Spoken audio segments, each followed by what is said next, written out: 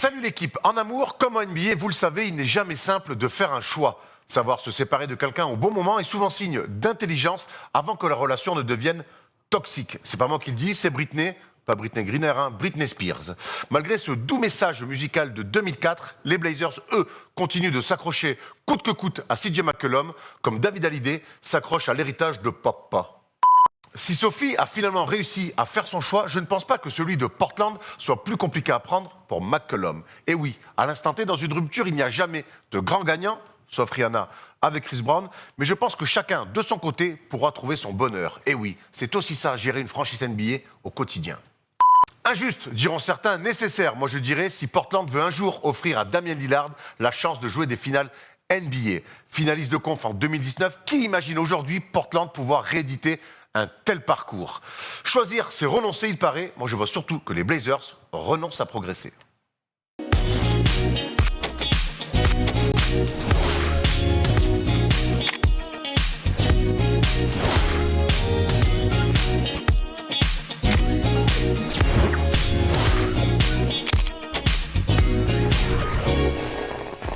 Salut l'équipe, on est jeudi et le jeudi c'est le Thursday Show. Alors je vais vous rappeler quelques petits souvenirs. Est-ce que vous vous souvenez du docteur d'enfer avec Mini-moi? Cette semaine, j'ai Kevin et Mini-Kevin avec moi. Comment ça va les gars? Ouais, tu trouves toujours un nouveau truc. Hein. Mais mec, c'est mon métier, la création comme ça. Dis-moi qui a participé à l'un des meilleurs films et surtout une des meilleures scènes dans la prison. Avec le rap, là. Fantastique. Oh, Mini-moi, tu es tout pour moi. Oui. On adore ça. Bon, on va pas parler cinéma, évidemment. On va parler NBA. Voilà, donc on est content de te retrouver, Kevin, comme chaque fois, parce qu'on voit dans les commentaires, chaque fois que tu passes, les gens sont ravis de pouvoir avoir le vécu d'un mec de vestiaire NBA. Alors, on a beau regarder beaucoup de matchs, on n'aura malheureusement jamais le vécu de joueur NBA. A priori, non. Donc, toujours un plaisir de te retrouver. D'ailleurs, tu as bien vu qu'on va lancer le sport week-end sur Twitch. Le stream week-end. Et du coup, on va relancer la radio. Il faudra que tu viennes de temps en temps. Le samedi soir, 22h30, minuit 30. De toute façon, tout est fermé pour l'instant. Donc, tu pourras venir avec nous. Et là, on pourra parler aux auditeurs. C'est un exercice où tu peux aussi être bon. Pas de soucis, petite radio clandestine, moi ça me va. Exactement. Alors, il n'y a rien de clandestin. Parce que je sais qu'en ce moment, tu frôles avec la clandestinité, mais là, pour le coup, tout est officiel. La police est d'accord. La police est d'accord, grave. J'ai une info pour commencer. C'est que Victor Wembanyama n'est plus le prospect numéro 1 en NBA. Vous vous souvenez, tu vois qui c'est, Victor? Bien sûr. Alors, il est considéré comme le prospect numéro 1 en NBA. Ah ben, ce n'est plus le cas depuis le 28 avril au soir, après minuit, car le petit Liam Brun a pris cette place maintenant. Donc, félicitations à Laetitia et Steph Brun. Le petit Liam Brun qui va pas le rester longtemps. On embrasse évidemment Steph et Letty et on embrasse très fort le petit Liam Brun qui a 2 jours. Et qui a 2 jours et qui donc est prospect draft 2038-2039. Ouais. À peu près. Là, pour le coup, il y a quand même tout pour ce petit-là. Alors, on va quand même laisser aller à l'école, apprendre à lire et à écrire. Mais il y a 2-3 étapes avant. Mais il y a tout. Bon, on a vu des joueurs NBA ne pas savoir lire et écrire. Qui Non, je dis pas de nom. Mais en tout cas, voilà, on embrasse et on est ravis pour Steph et Letty. Avant de se lancer dans les news, un jeu concours. Vous savez qu'Axel Toupane est aujourd'hui aux Bucks de Milwaukee. Eh bien, on va vous faire gagner son maillot dédicacé. D'ailleurs, vous pouvez y aller tout de suite. C'est déjà sur Twitter et Instagram. Donc, le magnifique maillot des Bucks dédicacé par Axel Toupane. On remercie d'ailleurs Axel et son CM d'avoir pensé à nous pour ce concours. Donc, c'est follow et puis tout le monde. RT. On connaît la musique. Il en a envoyé 2. T'en veux un aussi? Bah oui, j'en veux bien. Eh ben écoute, pourquoi pas. On va demander. De toute façon, tu connais Axel. Non, bah, je vais lui envoyer. Justement. Le cœur sur la main, il va évidemment t'en trouver un. Absolument. Tu pourras le mettre quand on ira de Froissy au basket la semaine prochaine. Voilà, exactement. Par contre, je jouerai jamais avec le jersey de quelqu'un d'autre. Ah, ça, c'est pas un truc qu'on fait pas? Non, pas moi. Même Michael Jordan? Non. Ah, ok. Ouais, bon, ça se tient. J'en ai même pas. J'en ai même pas de jersey de Michael. Rendez-vous samedi 18h30. Tu l'as pas dit, mais le stream sport week-end commence ce week-end.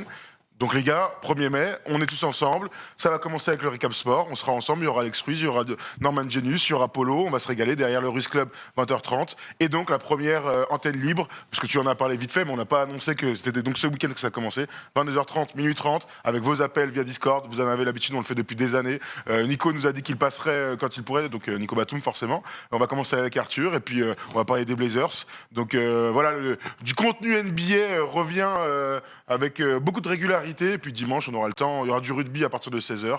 Et rebelote avec le Recap Sport et le Ruiz Club. Voilà, c'est noté. Pour ceux qui veulent plus d'infos, suivez-nous sur les réseaux sociaux. On est bon? On va parler basket. On va surtout parler NBA avec les news. 4 seconds, down to 3. Hart steps back, fires, that's the game! Les playoffs, c'est bientôt. Et d'ailleurs, quelques équipes sont d'ores et déjà qualifiées pour les playoffs. On va voir ça avec un tableau. Il y a 2 équipes à l'ouest, il me semble, et 2 équipes à l'est. À l'ouest, sans surprise, le Jazz d'Utah et les Suns de Phoenix sont qualifiés. Le Jazz qui est un petit peu, malgré l'absence de Donovan Mitchell, qui continue à prendre quelques matchs.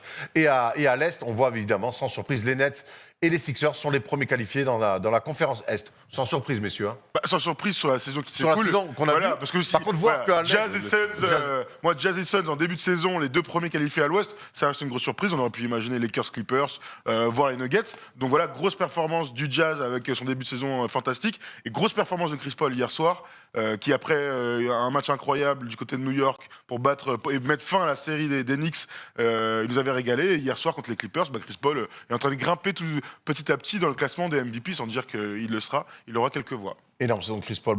Sans surprise pour toi, Kev, à l'Est, les Nets, les Sixers. Ouais, non, aucune surprise. Vraiment, les Suns, même si là, ils se sont un peu servis de la bulle pour vraiment monter leur jeu, parce que bon, c'est pas une surprise, mais. Et les Jazz, bon, on voit ce qu'ils font depuis le début de saison, mais ça fait des années déjà qu'on sait que cette équipe va être. À un certain moment, elle va arriver à maturité, qu'elle va être bonne. Mais les Suns, c'est vrai que là, l'année dernière, j'étais sceptique. Je savais pas s'ils allaient continuer sur leur lancée. En plus, ça n'a pas été payé. Ils gagnent tous leurs matchs dans la bulle, ils sont même pas qualifiés. C'est vrai, quelque part. Ah ouais. Je trouve que c'est une bonne revanche pour eux. Et par rapport à Chris Paul, tu vois, Chris Paul est un joueur formidable, peut-être le meilleur meneur des années 2010, là, on pourrait Point dire God. ça. Point God. Tout à fait. Toi, quel est ton avis sur lui? Bon, j'imagine que tu trouves très fort, mais tu vois, quand tu étais dans la ligue, est-ce que Chris Paul était pour toi le meilleur meneur et de loin?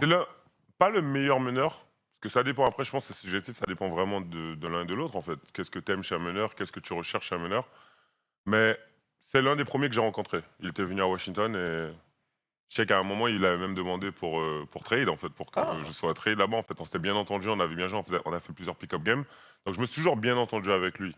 Mais là, maintenant, ça prouve vraiment que, quel que soit le système, ou si tu arrives à trouver ta place, même à son âge, tu te dis, bah, en fait, le mec, il est capable de se relancer, en fait. Et ça fait un moment qu'on n'entend plus parler de lui. Et je trouve que c'est intéressant de voir ça, parce que ça te montre vraiment que ça. Faut juste trouver le bon endroit, le système. Tu parlais de système et tout, on a l'impression que Chris Paul est un système à lui, parce que quand finalement on a l'impression que les Rockets avec Harden n'ont jamais été aussi forts et aussi près du titre qu'avec Chris Paul, quand il arrive au OKC dans une équipe où on se dit ils vont faire une saison, ils vont tanker, c'est compliqué de jouer avec 3 meneurs, ils font une super saison. Non. Il arrive cette année aux Suns, il leur fait franchir un cap, on a l'impression que il est tellement académique, tellement basket que partout où il va, il rend les gens meilleurs. À mettre en comparaison avec Steph Curry, hein, tu vois, quand je disais le meilleur meneur des 2010, évidemment que Steph Curry avec ses titres et ses MVP, évidemment, c'est le meilleur meneur. Mais la différence entre les deux, c'est que Curry est parfois un combo, un incroyable shooter, là où Chris Paul réunit absolument toutes les qualités du meneur de jeu. Chris Paul, c'est l'un des seuls vrais meneurs qui reste dans la ligue. Il n'y en a pas beaucoup. Ouais. Parce qu'il y en a beaucoup, c'est des combos. C'est pas des vrais meneurs. Ouais. C'est vrai que c'est l'un des seuls vrais qui reste, en fait. Quand on voit la saison de Devin Booker, hier, c'est ce qu'il a dit après match. Encore une fois, je suis content que les gens puissent se rendre compte du niveau de Devin Booker et qu'il est prêt à être aussi à franchir encore des nouveaux paliers. Bon état d'esprit. Mais bon état d'esprit. Mais clairement, honnêtement, l'explosion de Booker cette année à très haut niveau, elle est en partie liée à l'impact de Chris Paul. On va parler d'un autre meneur que tu connais bien, c'est John Wall. Fin de carrière. Oula. Ouais, fin de saison pour lui. John, je n'ai rien à voir avec ça. Non, c'est un très mauvais lapsus. Fin de saison pour lui, problème aux ischio-jambiers, 40 matchs joués à peine, on sait qu'il sort de 2 saisons blanches. On imaginait un autre retour pour John Wall après 2 saisons blanches, à tomber dans le marasme de Houston pour faire une saison cata comme ça. On espère revoir John Wall avec d'autres ambitions dans le jeu en tout cas. Ouais. Bah en fait, John, quand j'ai vu cette news, là, je me suis dit, bon, c'est vraiment triste en fait, parce que je me suis dit, ces dernières années n'ont pas été faciles pour lui, que ce soit sa blessure à lui, la mort de sa mère, la mort d'un cancer. Donc, il y a beaucoup de choses qui s'est enchaînées dans sa vie, tu vois. Et c'est vrai qu'en ce moment, mais je pense qu'il a déjà été là. Moi, quand on arrive à Washington en 2010, l'équipe elle gagne pas en fait. Donc, il sait comment gérer une équipe qui ne gagne pas. Il sait que c'est un process, ça va prendre du temps en fait. Houston, c'est vrai qu'ils ont perdu James. Ils ont fait un peu de ménage, ils ont ramené des gars. Donc, je pense que le temps de Marcus est parti. Je pense que Marcus, ça n'a jamais un peu collé. Ça n'a jamais collé du tout. Clairement. Même moi, quand je le voyais jouer, j'ai l'impression qu'il était perdu dans le jeu. Mais je pense qu'il va. Le connaissant, c'est la seule personne qui m'a vraiment prouvé à chaque fois que j'avais tort sur beaucoup de choses. Quand il va au concours de dunk et qu'il me dit je vais le gagner, je le crois pas. Je lui ai dit, je te crois pas, tu vois. Et il est parti, il a gagné. Et à chaque fois, il m'a dit, bon, cette année, je vais être All-Star. Il arrive en pré-saison, il était en surpoids. Je lui ai dit, mais c'est pas possible. Il s'est mis en forme et quand la saison a commencé, il était déjà prêt, en fait. Et il est devenu All-Star, en fait. Donc à chaque fois, je sais que c'est quelqu'un mentalement qui est très fort. Donc je pense qu'il va se relever de ça. Mais c'est vrai que là, en ce moment, ça ne doit pas être facile pour lui. C'est vrai que c'est intéressant ce que tu dis. Quand il arrive à Washington, il en a fait une équipe qu'il a Qui amenée en compte. playoff. Donc c'est vrai que Houston doit et va compter certainement pour lui pour reconstruire. C'est plutôt pas mal. On imagine qu'ils auront un plutôt haut choix de draft cette année. Et si tu draftes un jeune prospect, tu le mets aux côtés de John Wall qui connaît la ligue parfaitement, Christian ça peut Wood. être intéressant avec Christian Wood notamment. Tout à fait. À suivre. Tu parlais de Marcus Cousins que tu trouvais perdu un peu chez les Rockets. Tu n'es pas le seul à le penser. Par contre, chez les Clippers, il n'a pas l'air perdu puisque les Clippers lui ont offert donc un contrat jusqu'à la fin de la saison. Ouais. Et donc, c'est intéressant d'avoir cette profondeur de banc côté Clippers. D'ailleurs, Nico Batum, qu'on avait eu sur Twitch le week-end dernier, était content de la signature de DeMarcus. Est-ce que tu penses que Cousins peut avoir un vrai impact quand vous serez en playoff? Oui, il nous a débloqué en 2 matchs cette année, là, déjà. Et il va nous débloquer. Tu vois, dans les playoffs, tu as les stars, mais tu as toujours, sur un match, tu as un mec qui va te débloquer une situation. Ça arrive souvent. Tu as plein d'exemples en général par rapport à ça, mais quand tu as les grosses gardes, par exemple Boston, là, le Big Three, là, quand il y a Ray Allen, Garnett, machin, T'avais Eddie House, t'avais Léon Powell, Pau. là, je sais pas quoi, Powell qui avait fait un match de fou, match 4, je crois, qui bloque situation. Donc, mais t'as Iguodala qui bloque situation. T'as toujours ce mec-là, en fait, sur un match qui va débloquer une situation. Et DeMarcus peut le faire parce que Ouais. je sais plus contre quel match qu'on a joué dernièrement, on était un peu en galère, on lui a donné la balle. Contre Memphis, je veux dire on lui a mis la balle 5 fois de suite à l'intérieur, il marque 3 fois, il marque 2 fois, il fait 3 passes. Kevin, c'est un bon choix des Clippers d'avoir signé DeMarcus Cousins. Je pense que oui. Je pense que c'est un joueur vraiment que. C'est un peu. Il me fait penser. Il fait partie des joueurs particuliers. On sait que c'est un cas, il faut le gérer en fait. C'est un peu comme Dennis, quand il arrive aux Bulls, tu vois. Ah, Dennis Rodman, ouais. T'as Phil qui a su le gérer en fait. Même parfois le laisser faire des caprices ou des trucs qu'il laisse partir à Vegas, mais on connaît toute cette histoire. Tu vois, mais je pense que c'est quelqu'un qu'il faut savoir gérer en fait. Et que si tu sais le gérer, tu peux vraiment en tirer quelque chose de bon parce que c'est un vrai joueur. Et puis aujourd'hui, on n'a plus les mêmes attentes pour DeMarcus Cousins. On n'attend plus qu'il soit à 27 points, 12 rebonds, qu'il soit le meilleur pivot de la ligue, ou que même l'attaque soit autour de lui. Nico disait très clairement que le but et le rôle de DeMarcus Cousins, c'est évidemment donc d'être un complément à l'intérieur, mais qu'il soit capable, en play-off, de te faire gagner ce match important, ce match 4 un peu coup près, sur des gros tirs, sur 5 points d'affilée, sur des rebonds et tout. Donc voilà, à lui il a accepté ce rôle, on a l'impression. On peut être un peu triste parce que, au vu du potentiel du gars à la base, mais voilà, aujourd'hui, c'est sa deuxième vie en NBA, et il accepte. Après, je pense qu'il n'a pas vraiment le choix de l'accepter. S'il veut clair. rester en ligue et dans la ligue et pas forcément partir en Chine ou. Ouais. Il a encore une bonne cote, hein, tu vois, il trouve encore des. Il n'est pas resté sans club, C'est un quoi. All-Star, c'est un vrai joueur. Moi, j'ai clairement. joué contre DeMarcus, ça fait longtemps qu'on se côtoie. J'ai joué contre lui au Nike Cup Summit en 2009, je crois, ou en 2008. Ouais, c'est ça, 2009, je crois. Ouais, 2009. Et donc ça fait longtemps en fait que je le vois. J'ai vu son évolution et c'est un vrai joueur. C'est pour ça même quand j'ai vu aux Rockets, j'ai vu un seul match de lui aux Rockets, j'ai fait mais c'est pas lui en fait. Il joue à l'envers, il force, il fait rien de correct en fait sur le terrain. Tu vois, et c'est vrai. Et quand je le vois avec les Clippers, quand je regardais les highlights, c'est pas pareil. Tu vois un mec qui sait ce qu'il fait, il Qui est joue. plus impliqué. Voilà, qui est plus impliqué. Le cadre a l'air quand même un peu plus structuré. ouais, Et puis il y a voilà. l'objectif d'être champion. Et puis je crois que il se trompe pas de Marcus Cousins. Aujourd'hui, se retrouver chez les Clippers qui jouent le titre et où lui on lui donne un rôle de sortie de banc, mais c'est un rôle déjà défini. C'est une chance pour lui aujourd'hui vraiment d'être tombé là-dedans. Moi, je Et puis pense. là, il a du temps de jeu avec l'absence d'Ibaka. En Après, plus. on verra quand Ibaka reviendra. Ça va Il va falloir qu'il redistribuer un revienne peu quand les. même, Serge. Ce serait bien qu'il revienne. Nico nous disait que c'était archi important que Ibaka revienne, notamment bien sûr. défensivement. Tout à fait. Mais ça te fait Zubac, Ibaka, Cousins. Tu peux voyager. C'est important la profondeur de banc pour être champion. Hein. On le dira jamais assez.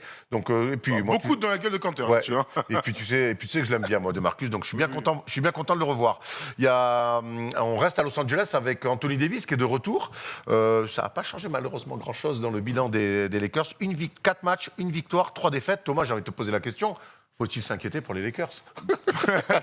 Tant que LeBron n'est pas revenu, faut pas être inquiet. Maintenant, la réalité, c'est que sans LeBron, et même avec Anthony Davis pour l'instant, qui n'est pas encore vraiment à 100%, bah, c'est une équipe lambda.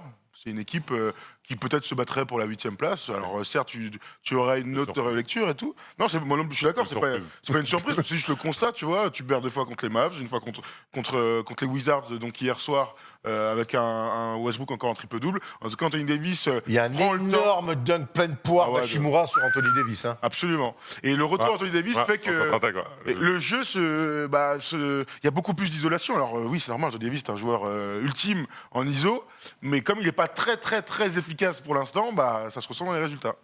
Ouais, il Il va falloir se remettre en route. Je suis très curieux de voir LeBron quand même arriver. Alors on sait que au niveau de sa santé personnelle, il est en pleine bourre, il s'entretient. Maintenant, il y a quand même l'âge, il va revenir, peut-être en manque de rythme, et les playoffs arrivent rapidement. Ah ouais. Donc, Je crois pas que l'âge joue dans quelque chose avec. sur moi, il joue en tout cas avec beaucoup, LeBron, tous en les fait. matins quand je me lève. Mais sur LeBron, peut-être beaucoup Ouais, moins. Ouais. Il fait tellement de traitements, tellement de choses. Sa capsule, il y a une capsule où il se met dedans. La dernière fois que j'ai vu ça, c'était dans Dragon Ball Z. Donc, il y a plein de choses qu'il fait, tu vois. En fait, tu te Non, dis, mais mais le rythme de match quand même. Alors, Ouais, mais alors, dans la bulle, il a mis 3 semaines à se mettre. après, il connaît tellement la chanson, Bah mais ouais. c'est vrai que dans la bulle, par contre, au début, sur les 5-6 premiers matchs, c'est vrai qu'il avait eu du mal. Il avait mis du temps à trouver son rythme plutôt. voilà. Finalement, ça s'est bien passé. Et puis, finalement, c'était à part. Mais pour moi, il est unique. Il est unique. Moi, les 82 matchs, je les ai pas faits avec le temps de jeu qu'il a, en fait. J'ai fait un peu moins, 72, je pense. Et il y a des moments où je jouais 30 minutes, en fait. Et quand tu as fini le match, tu cherches tous les moyens pour récupérer, en fait. Tu vas dans le bain froid, t'enchaînes bain chaud, tu as une masseuse, tu as plein de choses. Malgré ça, tu récupères pas. Et je me dis que lui, il enchaîne 30. Et il est vraiment dans l'agression. Hein. Il fait que ça, en fait. Il rentre dans. Il fait que Ah, et puis ça il a pour un jeu où tu laisses des plumes en plus. mais là, pour moi, c'est oui. Tant qu'il ne sera pas de retour, ce que tu as dit, tant qu'il ne sera pas de retour, c'est sûr que. Pas les juger en fait. Ouais, Voilà, c'est ça. la saison, elle veut rien dire sans le bien en fait. Anthony Davis, il est fort, mais New Orleans, je suis désolé, hein, mais New Orleans, avant, ils étaient pas. Tu vois, il était là-bas, en fait, et ils n'ont pas forcément fait des merveilles. Maintenant qu'il joue avec LeBron a su le mettre en valeur, et les deux, ils sont complémentaires, et ils jouent très bien ensemble. Donc maintenant, Mais le boss, c'est LeBron. voilà, c'est LeBron. Quand je vois des gens mettre dans les commentaires, ah ouais, mais Anthony Davis, que LeBron dise merci à Anthony Davis pour ce titre, ou. Mais non. Que lui dise merci à LeBron. Parce que, Je crois qu'il l'a dit. Hein. à ce que je sache, que ce soit Kyrie, que ce soit tous les joueurs qui ont joué avec LeBron, il y en a, ils le suivaient. C'est quoi son nom, le shooter là, Jones Pierre ou- Smith. Ah non, Il y en a- James Jones. James Jones. Il y en a, ils le suivaient partout. Je veux dire, en fait, les gars, à chaque fois que le gars signe quelque part, bah, tu apprends qu'ils vont signer pour le minimum, que voilà, ils vont le suivre en fait. Donc moi, je suis persuadé que oui, LeBron, c'est lui qui manque et quand il va revenir, ça va changer la donne. Impatient en tout cas de revoir LeBron sur le terrain et de voir comment les Lakers vont digérer ça. On finit avec une petite news FIBA, parce qu'on aime bien parler, enfin là c'est plutôt Eurocup. Ouais, c'est pas FIBA. Ouais, c'est pas FIBA, attention, je vais pas me faire que des potes. C'est Monaco donc, qui est en finale de l'Eurocup, Kevin, tu le sais, et qui a gagné son premier match face à Kazan. Un énorme match qui s'est joué sur la fin. Ouais. Donc Monaco mène 1-0, c'est la première équipe qui gagne 2 matchs. Maintenant, il reste 1 ou 2 matchs à Kazan. Le match 2, c'est vendredi soir, 18h, donc sur RMC à suivre. Et Monaco donc, n'est plus qu'à un match d'un titre européen. C'est plutôt cool pour le basket français. Tu suis un petit peu? J'ai plusieurs potes là-bas, dans Mathias et Damien. Ouais. Mais je suis pas, j'ai du mal à. Bah déjà surtout que j'ai du mal à trouver, j'ai du mal à suivre le Sur basket RMC, donc si t'as français. pas RMC, c'est Donc difficile voilà, de tu vois, suivre. je suis pas forcément. Mais en tout cas, je regarde les gars, je regarde leurs stats, ce qu'ils font. Et pour moi, c'est. je trouve Mathias ça- qui a été MVP du match. Ouais, je trouve 17 ça- points, 5 rebonds pour Et il s'est Mathias. envoyé, T-Boss a été très il s'est bon envoyé aussi. 2 tontons de 2-15 Ah ouais. et 2-14. Il était très bon. Rob J'ai- Gray a j'ai été beaucoup- très fort. J'ai beaucoup eu de ces discussions avec. C'était au début, on m'a dit ouais, mais Mathias, regarde, il est en train de Sur son de front un froisser, il taffe en France. Mais en fait, pour moi, je vais le dire honnêtement, Mathias ne devrait pas être en France. C'est un joueur, tu vois, il devrait pas être en France. Bon, je sais qu'il a fait les Summer League, Il il a devrait être à fait l'étranger parce qu'en fait, pour moi, il a un Il est niveau. passé, il a fait Belgrade, Bayern. non Pour avoir joué contre lui en Euroleague, Bayern, je crois. il ouais. s'en sortait pas mal en fait. Et tu vois, au fur et à mesure, il va progresser. Il y a des choses sur lesquelles il faut qu'il progresse. Après, il a trouvé à Monaco un rôle qu'à l'étranger, il n'a pas complètement trouvé. Belgrade, Malaga, Bayern. Ouais, Malaga. Voilà. Donc, et là, pour le coup, il fait une énorme saison. Il est en finale d'Eurocup. Et l'année prochaine, il a déjà l'assurance avec Monaco de jouer l'Euroleague. Et il a que 25 J'ai l'impression ans. qu'il a que 27 ans. J'ai l'impression que c'était peut-être un 25. passage pour lui pour peut-être prouvé à d'autres qui en avaient besoin que c'était un super joueur. Je te rejoins sur ce que tu dis, mais avec la saison qu'il fait, à mon avis, il s'est redonné beaucoup de crédit. Bah, moi, je Et il pense s'assure qu'on- une place certainement en Parce- équipe de France aussi. Il a fait quelques pas en arrière pour mieux avancer. Et je Voilà. pense Ce qu'on qu'il a- lui souhaite. C'est ce qu'il a fait. Et je pense que ça va continuer. J'espère que ça va continuer. C'est un gars super. Moi, c'est vraiment mon gars plus que, tu vois, que beaucoup. C'est vraiment un vrai. C'est vraiment un vrai. Et j'espère que ça va continuer. Et j'espère même qu'il va aller en Euroleague. Ça serait lourd. J'aimerais bien moi, lui demander l'embrouille qu'il y a eu en quart de finale d'Eurocup quand il est en interview. Tu l'avais vu ça? Ouais, incroyable. Il est en Non, mais interview, je- il parle avec un mec dans, Enfin, une interview, il y a une en interview. Hugo là, Ouais. et t'as la meuf qui interview. Mathias, Mathias. Et je veux savoir ce qui s'est passé après parce que. Après, moi, j'ai envie de voir Mathias Le Sang l'année prochaine avec Monaco en Euroleague. Eh oui, c'est Tant ça. tant qu'à faire. Mais moi, je Tu trouve que ce move à Monaco, finalement, il s'assure aussi, je- certainement une continuité avec l'équipe de France. Tu vois, avec l'énorme saison qu'ils font. Et puis, tu joues le titre. Enfin, on imagine une finale, pourquoi pas, contre l'Asvel. Il a moyen de se montrer encore, Mathias. En tout cas, on est ravis pour lui. Voilà, on a fait le tour des news, les gars. C'est le moment d'aller dans le débat. Et cette semaine, on va se demander pourquoi on s'emmerde autant devant la saison régulière. Il y a plein de choses à dire. Rodman, if you forget all about the hair and all the tattoos, watching play basketball, he can do. On va pas se mentir, cette saison, on a du mal à trouver beaucoup d'intérêt, à s'enflammer en tout cas pour cette saison régulière, et on va essayer de comprendre pourquoi. Messieurs, est-ce que déjà vous partagez ce sentiment, mon sentiment, de dire que cette saison, la saison régulière, bon, il y a des perfs individuels, mais de manière générale, on s'enflamme pas. Non, c'est toujours différent parce que bon, c'est pas les playoffs. Puis t'as toutes les équipes, donc c'est moins qualitatif que les playoffs. Les playoffs, c'est les meilleures équipes. Mais on a T'as connu tout le monde. on a connu d'autres saisons, Tom, où on arrivait il y avait des luttes, il y avait des bagarres pour les playoffs. Là, je sais pas, cette impression, Et puis- on a l'impression qu'on attend tous les playoffs en se disant bon, Ouais. bah, voilà, vite que ça se termine. Ça fait depuis quelques années déjà qu'on sent parfois certains qui nous disent moi je regarde plus la saison régulière, ça n'a pas commencé en 2021, mais c'est vrai que cette année de Covid, cet enchaînement, cette intersaison un peu bizarre où tu perds un peu tes repères, il y a plein de... La vie aussi fait que, je pense que le confinement et tout, on a moins, nous les observateurs, on a moins d'intérêt, t'as raison, à t'enflammer, ce truc de kiffer la saison régulière. Mais en fait, c'est aussi parce qu'on vieillit un peu. Je serais curieux de savoir si un mec qui a commencé à regarder de la NBA depuis 3 ans a le même avis que nous. Nous, en tout cas, en tant que vieux briscard, parce que ça fait plus de 20 ans qu'on regarde la NBA, bah, alors le désintérêt, c'est un mot fort, mais en tout cas, on a moins d'appétence à regarder cette saison régulière. T'es un bon bâtard, hein, de sortir un peu moins pétence. Tu parles de... Je devais confier à Moi aussi, je me suis dit, putain, waouh! Franchement, waouh!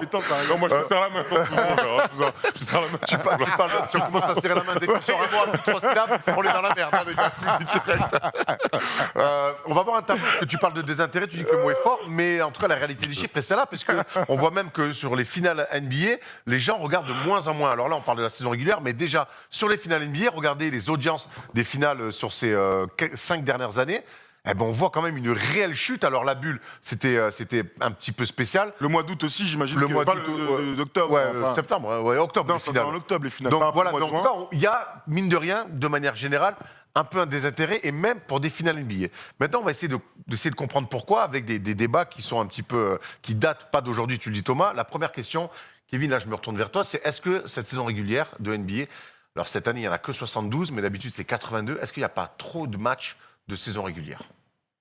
Je sais que c'est un grand débat. C'est un grand débat.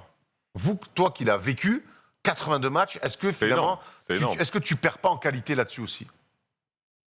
Non, je sais pas. Pour moi, j'aurais du mal à vraiment à être objectif dessus, parce qu'en fait, pour moi, c'est normal. Tu vois, j'ai été 7 ans dedans et c'est devenu normal, en fait, pour moi. Mais maintenant, encore une fois, je sais que les matchs de pré-saison, je pense qu'il y en a trop. Il y en avait beaucoup, à mon avis. Il y avait je crois 2 qu'il y en avait semaines. 9. Ouais. Ouais, il y en avait 9, tu vois. Je sais que beaucoup, ils se plaignaient pour ça. Mais les matchs, non, parce que je trouve que c'est, je sais pas, c'est ce qui C'est fait le l'essence charme de de la la NBA, NBA, en quoi. fait. Oui. Si je mets 42 matchs, mais non, mais en fait, c'est plus la même chose, en fait. C'est plus pareil. Tu vois, et c'est bizarre pour moi je trouve que c'est normal. C'est vrai que le truc des 82 matchs, nous on n'a pas envie que ça change parce que c'est voilà, tu dis c'est l'essence de la NBA, on a toujours connu ça, donc difficile d'imaginer une saison raccourcie. Après il y a une réalité, c'est que plus t'as de matchs, moins t'as de temps de repos, encore plus avec les voyages, donc les joueurs sont pas à 100%. Les joueurs choisissent leur match. D'ailleurs c'est une vraie question, est-ce qu'il y a des joueurs qui choisissent leur match et que dans le vestiaire ça se dit? On se le dit pas, mais tu le vois. Tu le vois forcément. Quand tu tapes une équipe comme LeBron, automatiquement, je joue avec Paul. Paul est plus motivé contre eux. Normal. Que oui, s'il joue Minnesota avec aucun challenge, je sais qu'il va leur mettre 30 quoi qu'il arrive, quoi. Donc, Mais tu vois, alors, c'est pas pareil. on parle des joueurs qui choisissent les matchs, mais tu as aussi les back-to-back, les voyages, tu le disais Tom, et Absolument. quand des fois tu es à moins 15 début de 4e quart-temps, parce que des fois tu dis, oula, on joue demain, allez, là on plie, parce que demain on a un autre match. Est-ce que ça aussi, ça peut exister de la part du coaching staff? Parce que ça, en Europe, ça n'existe pas. Tu vois, le fait d'avoir... ou en NFL, par exemple, il y a ce grand discours, ce grand débat avec Samir Hamoudi, où en fait tous les matchs de NFL comptent, et chaque match de NFL, c'est un grand rendez-vous. Ils en ont 15 à l'année, après, c'est normal. Hein. Honnêtement, ouais, ils en ont que Ouais. ils en ont 15. Pas 20, 13, 20. Ouais, bon, Ouais. bref, une dizaine. Mais- une ouais, dizaine. Ouais, c'est ça. Mais oui, après ça dépend du coach. Ça dépend des. C'est vraiment dur parce que c'est pas une mentalité que tout le monde a. Ça dépend vraiment des joueurs. Il y en a qui refusent. Les coachs, ils refusent de s'asseoir. Il y en a qui vont le faire automatiquement. Il y en a qui veulent. Il y en a, c'est des chochottes. Donc non, mais c'est la vérité. Qui en fait. Non. Mais tu vois, Regarde, ce tableau, il est archi intéressant, c'est que cette saison, il y a de plus en plus de blowout. Et donc forcément, la question de est-ce qu'il y a trop de matchs, et je comprends ton ressenti, Kevin, tu as raison, et l'essence de la NBA, c'est de jouer. On sait que c'est une culture où on joue plus qu'on s'entraîne. Maintenant, il n'empêche qu'on assiste cette saison plus que tout. Les Kings ont encore pris un 152 points, 54 158 points encaissés Ouais. avec un blowout. Cette année, il y a 28% de matchs qui se jouent avec 20 points d'écart. Est-ce que ça, c'est rendre service aussi au spectacle? mais Ça, c'est sûr que non. est-ce que c'est de la faute au nombre de matchs ou est-ce que c'est de la faute des équipes en termes d'équilibre et l'écart? Parce que l'écart a l'air. Les deux jouent. Entre les Kings et Utah, il y a un écart incroyable. Que ce soit dans le classement et que ce soit dans la réalité. Ouais, mais ouais, t'as raison. Après, c'est vrai que cette stat, dans tous les sports, dans le foot, parfois, il y a des 5-0. Ça fait partie du jeu. Le problème, c'est le nombre de 5-0 qu'il peut y avoir dans Ouais. une saison. Là, ça fait quand même un match sur 3. Hein. Allez, j'abuse, mais entre un match sur 3, un match sur 4, avec une victoire de 20 points. On se souvient de certains matchs. Il m'embête terriblement ce truc, mais bon, c'est pas grave. On se souvient des matchs à plus de avec 50 points d'écart. Les Clippers, là, en début de saison. Enfin, 50 points d'écart, là, on rentre quand même dans des trucs... parce qu'il y a le match, tu sais, où il y a un écart de 20, et puis il y a l'autre où il y a entre 35 et 50 points d'écart. Bon, bah, c'est parce que les joueurs lâchent mentalement, parce qu'ils sont pas prêts à jouer, parce qu'il y a sûrement trop de matchs, parce qu'ils ont la flemme, enfin, j'en sais rien. Et c'est souvent inconscient, mais ça, c'est quand même... Ça participe grandement au désintérêt. Le match d'hier de Sacramento contre Utah, personne n'a envie de le regarder. Moi, je l'ai regardé parce que j'ai envie de voir l'état des dégâts, mais sur le principe, Mais- ça fait kiffer personne. Hein. Alors, c'est intéressant, ça me permet d'arriver sur une autre transition aussi de pourquoi on s'emmerde aussi en saison régulière par moment. C'est l'écart entre des super teams et des équipes qui bossent bien. Et c'est vrai que ça, il y a beaucoup d'équipes qui travaillent bien. On parlait du Jazz, on parlait des Suns, les Sixers. Et il y a d'autres équipes, je suis désolé, qu'est-ce que font ces gens-là dans les bureaux? Et qu'est-ce que font les coachs? Quand je prends les Kings cette saison, quand je vois ce que fait Détroit, ce que fait Orlando, qui a certes pris un grand virage, mais il y a quand même Cleveland cette saison, il y a quand même des équipes, Minnesota, Houston OKC, cette t'as dit année. OKC OKC, c'est presque... Ouais, C'est le OKC pire prend, OKC pour moi, OKC hein. prend des énormes Moi, c'est branlées. le pire. Ok. T'as des croisements entre des équipes qui font des reconstructions, mais c'est des reconstructions de zéro. T'as l'impression que t'as une équipe d'espoir face à des équipes qui jouent le titre. Et finalement, est-ce que l'écart entre les super teams et ces équipes-là qui travaillent ou mal ou qui repartent en reconstruction, et des fois ça prend des années, c'est ça aussi ça fait pas chier. Avant, moi, tu me mettais n'importe quel match NBA, je me mettais devant. Aujourd'hui, je vois les Kings contre n'importe qui, ou OKC, je joue contre n'importe qui, encore il y a Théo Malédon. Bon, bah, je suis pas... Et Jalen Howard, donc, et je suis... Bon, pour ça, celui-là, je regarderai le résumé, quoi. C'est vrai que ça va dans ton sens, et c'est pour ça qu'OKC, je trouve que c'est la très bonne, un très bon exemple, parce que tu as un joueur, un vrai prospect comme Shai Gilgeous-Alexander, clairement qui est un joueur qui un jour sera amené à jouer le Star Game et tout ça. Le reste, et no offense à Théo qui fait kiffer, ou à Jalen et tout, ou à Poku, là, qui nous régale, mais en fait, t'as aucun joueur de niveau c'est NBA. le compte, tu sais, on l'appelle le compte, hein. c'est ça, le compte Poku. Ouais, bravo. Bravo Petit Star Wars. Bravo Star Wars. Pour, Mais Tu l'as ou pas, Kevin? Non. Le compte Doku, Star Wars. Ouais, C'est pas un mec de Star Wars? c'est un Je l'ai méchants. pas capté. C'est j'ai pas un mec de capté. Star Wars. Du coup, là, vous m'avez là. Mais est-ce que vous avez souvenir d'équipes comme ça qui ont autant de joueurs pas prêts à jouer en NBA à l'instant T? Alors, pas prêts, je vois Théo qui fait des 20 points et tout, mais des mecs qui seraient pas dans les rotations, dans les 7-8 premiers joueurs de rotation de bonne équipe. C'est sûr que par exemple, tu prends Franck, qui est aujourd'hui Nilkina à New York, qui a peu de temps de jeu, mais dans une équipe qui est aujourd'hui 4e à l'Est, où tous les matchs comptent. Ah, c'est vrai que si tu le mets au KC, par exemple, Ouais, ils sont peut-être titulaires. bon, là où finalement on est dans un truc de formation complet, vraiment le championnat espoir, on s'en branle, ouais. on descendra pas de toute façon parce que ça marche pas NBA. Peu importe ce qu'on perd, les matchs, on développe les mecs. C'est pas les mêmes approches, Kevin. Ça, c'est sûr. De toute façon, encore une fois, c'est les organisations. Maintenant, c'est vraiment... Moi, je trouve qu'il y a un problème, il y a un gros problème aussi avec le jeu. Genre leur façon de jouer. Allons-y. Et on parlait de ça, en fait. Et je trouve parce qu'il y a beaucoup d'équipes qui veulent faire du small ball, qui veulent jouer up-tempo, ça shoot, ça shoot dans les premières 10 secondes ou quoi que ce soit. Mais en fait, il y a beaucoup d'équipes qui n'ont pas l'effectif pour le faire. Et à partir de ce moment-là, en fait, c'est essayer de mettre un Windows dans un Mac, en fait. Ça colle pas, en fait. Tu vois, ça marche pas. Et pour moi, c'est vraiment l'équivalent. Et je trouve que c'est là le gros problème. Parce que quand j'ai du mal à regarder les jeunes équipes comme ça, j'ai du mal à les regarder. Moi, dès que je mets, je vois, ça arrive, ça shoot. Ben, Ça va en défense, archi ça shoot. intéressant ce que tu dis. Parce que c'est vrai qu'on s'était régalé des Warriors, du small ball, de ce jeu-là, de même de shooter de plus à 3 points. C'était plutôt cool de voir l'adresse dans un match de basket où il y a de l'adresse. C'est toujours un match Absolument. plutôt cool à On voir. va voir des paniers, quoi. De voir des paniers. Maintenant, j'ai l'impression qu'on arrive dans une orgie de ça à 3 points. Tu as raison, certaines équipes ne jurent que par ça, mais sans avoir l'effectif ou la philosophie pour ça. Et Popovic a fait cette déclaration que je trouve excellente, et je crois que mes amis dans le canal, vous partagez ça. On se vole tous les uns les autres, il parle des coachs, personne n'est innovant. On voit quelqu'un qui fait quelque chose de bien, on le copie. Le jeu, désormais, c'est pénétrer ou tirer à 3 points, c'est très ennuyant. Et là-dessus, vas-y Kevin, dis-nous ce que tu penses de cette déclaration de coach. Moi, je suis très d'accord avec lui parce que je l'ai toujours pensé, en fait. Et je me suis rendu compte, en fait, que la NBA, c'est des vagues, en fait. Et ils suivent. Et alors que Popovic c'est toujours adapté à ses joueurs. Et beaucoup de coachs ne s'adaptent pas aux joueurs. Le dernier qui a emmené quelque chose d'intéressant, c'était le coach de Boston. Quand j'ai vu au début, je me suis dit, il arrive quelque chose, il est nouveau, il emmène quelque chose de nouveau. Bon, là, tu vois, bon. Oui, ils sont dans un mur, mais en tout cas. Il y a des hauts débats, mais en tout cas, il emmène, tu vois. Dans la théorie. Mais je me disais toujours, en fait, vu que maintenant, en fait, on est arrivé, et j'ai vu cette vague changer. C'est au même moment où je suis parti de la NBA, je l'ai vu la vague changer. J'ai vu, quand c'est arrivé, ils ont commencé à pousser un peu les big men vers la sortie, parce qu'en fait, maintenant, ils voulaient que la polyvalence. les mecs qui shootent, voilà. Voilà, En fait, que ça, en fait. Et ça balance, et ça balance, et ça balance. Et j'ai vu le truc. Nous, quand on est arrivé aux Pacers, et il nous dit, maintenant, c'est comme ça qu'il veut qu'on joue, il faut qu'on arrive à shooter avant les 10 premières secondes, en fait.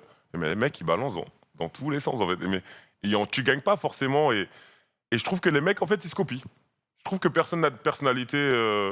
Je trouve qu'ils se copient tous et je suis totalement d'accord avec cette déclaration. Et je suis content qu'enfin quelqu'un l'ait dit. Ouais, c'est vrai que c'était on voit ce super tableau avec l'évolution des shoots à 3 points. On en a toujours plus. Alors oui, le shoot à 3 points et après le lay-up dunk, le tir le plus rentable du basket, ce qu'on peut complètement comprendre.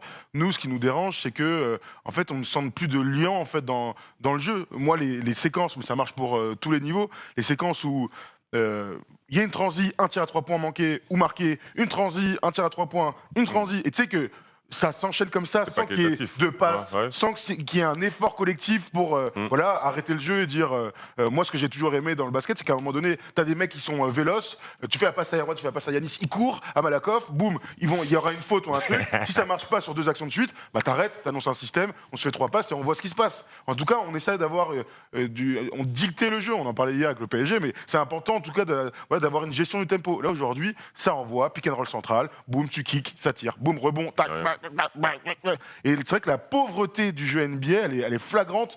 Ça n'a pas commencé cette saison, c'est depuis ces dernières saisons. C'est de la faute des 3 points, mais surtout la faute des coachs qui, et là je te rejoins complètement, manquent parfois d'idées. Ouais, mais c'est alors, manque parfois, moi je dirais dire manque d'idées tout court, hein, vraiment, allons loin.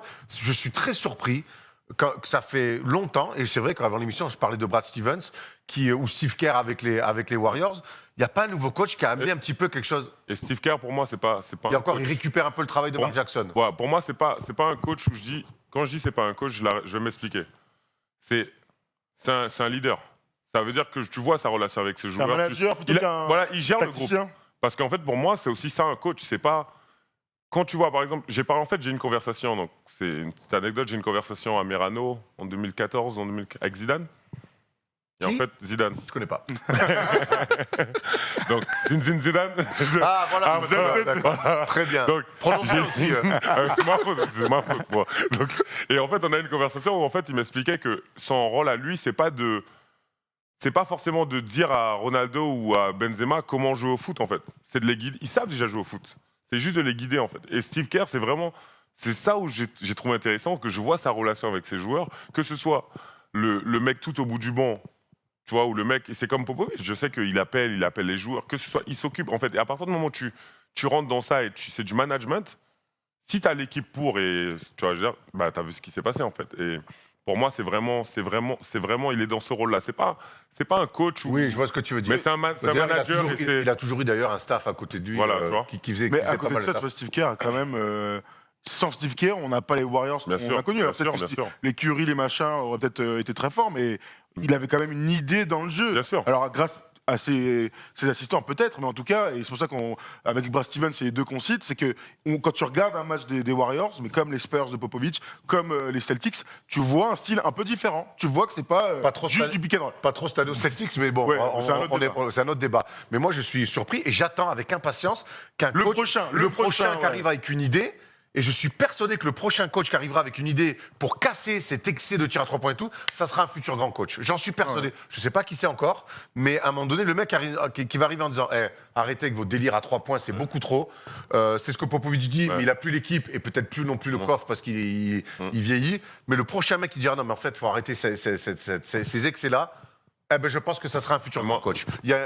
Moi, j'ai peur en fait que ça s'empire en fait, parce que quand je vois un Damien et Steph qui commencent maintenant à shooter du milieu de terrain, t'as Lucas qui s'y met, t'as LeBron qui s'y met. Je sais que qu'on n'est même pas encore dans ça va apporter, l'excès. ça va se apporter trouve. quelque chose en fait, parce qu'à l'époque, faut pas oublier qu'on jouait sans ligne à 3 points. Et c'est à force que les mecs shootent, bon, ils ont dit bon, on va mettre une ligne à 3 points.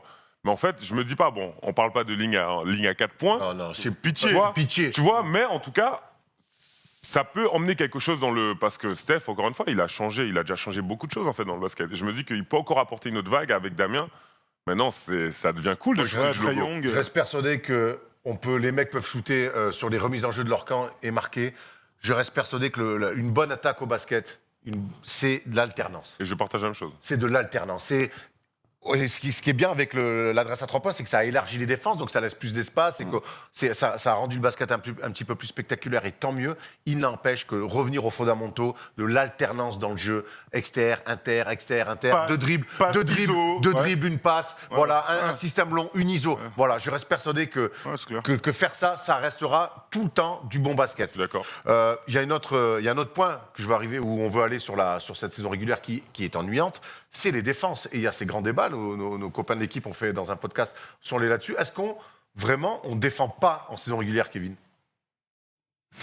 C'est pas qu'on défend pas. La motivation n'est pas la même qu'en playoff. Et je dirais, on a eu l'occasion d'en parler.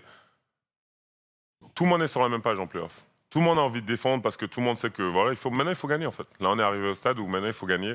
Il faut monter et on sait que si on gagne et qu'on va loin, on sera tous payés à la fin en fait. Donc la motivation est pas pareille. Alors que pendant la saison, t'as différentes mentalités. Tu vois, moi j'ai toujours été dans une mentalité où, à part peut-être en 2013, j'ai toujours été dans une mentalité où je cherchais ma place. Donc pour moi, rentrer et pas défendre, c'est impossible. inconcevable, en fait. Je peux pas y penser en fait. Je suis obligé. Ouais. Alors que t'as des mecs qui sont installés. Je sais que Gortat ou Néné, sur des actions, ils pouvaient se la couler douce. On n'avait pas forcément les sortir. Donc forcément, tu as différents types de mentalités. Maintenant, je dirais ça défend moins forcément qu'en playoff. Maintenant, les gars, ils défendent pas. Je dirais pas ça parce que tu les mets contre n'importe qui, ils marquent pas. On en revient toujours à ça quand même. Ils marquent pas. À un moment donné. Ouais. Voilà. Maintenant, on a juste. Après, voilà, vite fait sur le truc, faut jamais oublier un truc, c'est que les playoffs, ça reste les 16 meilleures équipes. Et donc, potentiellement, la moitié des meilleures équipes défensives de la ligue. Quand tu enlèves les 10 pires, bah, c'est les 10 pires attaques et les 10 pires défenses. Donc, c'est ça. naturellement, les équipes sont meilleures. Alors, si tu rajoutes en plus l'intensité, l'implication, la motivation, les défenses montent clairement d'un crescendo. Pour rester sur la défense, je trouve aussi que, alors, de toute façon, sur 82 matchs, on imagine qu'on est obligé de se gérer. Je trouve aussi que les options défensives aujourd'hui sont d'une simplicité rare. Alors, à part chez les Knicks, et chez notamment le Jazz aussi, qui défend plutôt bien. D'ailleurs, chez les Suns, on parle beaucoup de leur attaque, mais défensivement, c'est très correct aussi. Mais la plupart des équipes, maintenant, c'est on switch. C'est ce que disait PJ Tucker, on va le voir sur une déclat. C'est switcher. Du coup, maintenant, en fait, c'est très facile de lire les défenses des mecs. Attends, toi, non, c'est pas. Attends, je vais prendre un pick and roll, je veux toi. Attends, je veux toi, je vais faire un pick and roll. Et puis voilà, puis après, c'est du 1 contre 1. Ouais. Et je trouve que défensivement, il y a quand même. Enfin, on a tous un peu joué au basket, plus que d'autres, certains, mais il y a quand même collectivement d'autres choses à faire plus intéressantes qu'on change. De toute façon, si on est honnête, si on parle vraiment, je pense que c'est aussi. La NBA, c'est ce qu'ils veulent. déjà dans la raquette, tu peux pas rester plus de 2 secondes 9. C'est pas 3 secondes, c'est 2 secondes 9. Donc, tu peux pas rester. Donc, déjà, forcément, ça, le temps que tu sortes dehors pour aller clear, tu touches ton pied, tu reviens, il y a LeBron, il a peut-être mis un rider. Hein. Tu vois, mais mine C'est de vrai que rien. ce truc de. Mine de C'est rien, bon, oui. bah, ça me Aussi- plante. Ballon prisonnier. Ouais, Voilà. c'est clair. Ou si un mec passe et tu le touches, tu vois, et là, ça remet au corps. Mais en fait, mine de rien, c'est pas comme en Europe où tu as 2 mecs dans la raquette assis et qui. Tu vois, non, c'est pas pareil, en fait. Et la NBA, en même temps, je pense qu'ils veulent pas, ils sentent plus, c'est les États-Unis. Il y a toujours un truc qui se passe. Ils veulent que ce soit, qu'il y ait des highlights. Ouais, c'est ils veulent voir. C'est pour ça, quand tu vois un mec shooter et qu'il te met 60, il te met 60, mais il a shooté 60 fois. Tu vois, je veux dire, c'est pas. Ouais, ouais. Ils vont pas te parler du pourcentage. Non. Ils vont juste te dire, ah, il a mis 60. Non, mais c'est vrai que la NBA, en tout cas, veut que Donc c'est ça. son sport, ce soit du sport spectacle. C'est ça. Ils veulent qu'on aille voir un match dans une salle comme on va voir Céline Dion à Vegas ou Britney Spears, ta pote, et pas Britney Greener, pour le coup. Ils veulent qu'on Ah, aille. sur scène, je préfère aller voir Britney Spears. Et dans une salle de basket. Mais au en revanche, basket, je préfère aller voir Britney Greener. Ouais, c'est clair. Mais c'est vrai qu'il y a cette tendance, dont on parle tout le temps depuis 20 ans. Les règles ont changé pour favoriser un maximum les attaques et les super attaquants, puisque les meilleurs attaquants du monde sont en NBA, et le changement de règles sur la défense, le hand-check évidemment, les 3 secondes défensives, même si parfois on voit des petites zones match-up qui arrivent à se créer parce que les joueurs sont très intelligents et les coachs sont Et on censés voit être que les ça meilleurs, marche. et que ça peut Miami, marcher. tout à Miami fait. l'année dernière en playoff, la zone match-up, elle marche. Bien sûr. Dallas, fait. quand ils sont champions, la zone match-up. Ouais. Donc, j'ai l'impression qu'en fait, les gens sont tellement habitués à lire les défenses faciles en mode on switch que dès que tu leur mets une zone. Moi, j'ai halluciné l'année dernière de voir, et on avait fait une super séquence là-dessus avec Nico Batum, de voir comment Boston, avec Brad Stevens, qui est quand même un Ouais, bon c'est coach, clair. Avec c'est- des super joueurs de basket. n'a sur le terrain. jamais réussi Ouais. à attaquer sur la série. C'est vrai, C'est l'attaque de zone. C'est fou. Ah, les mecs, ça c'est encore trop leur en demander. Moi, non, Bah, c'est quand même. Oh, ah, certes, non, faut mais- payer des millions, Kevin. non, mais en fait, vous réalisez C'est pas. honteux. Vous réalisez pas que moi, quand j'arrive en NBA la première année, il y a des mecs, ils font des trucs que moi j'ai vu. J'avais 15 ans à Cholet. Au pôle, quoi. Quand j'avais 15 ans à Cholet, tu vois, il y en a, c'est des trucs, c'est basique. Hein. Il y en a, ils savent pas que sur la zone, il faut la faiblesse de la zone, c'est le centre. Ils le savent pas en fait. Il y en a beaucoup et c'est encore, on parle de IQ. C'est pour ça que mine de rien, switch, c'est facile de faire ça en fait. Et surtout que maintenant, tu arrives dans une ère où tous les grands sont mobiles, tous les grands. En plus, c'est une fierté. Quand tu vois un Joel Embiid qui prend fierté à, tu vois, il est là, il défend, il essaye d'arrêter le petit. Tu vois, c'est vraiment. Maintenant, on arrive vraiment dans cette ère où on n'a plus. Le défi direct. Voilà, c'est ça. Tout tu est vois. réduit à un défi.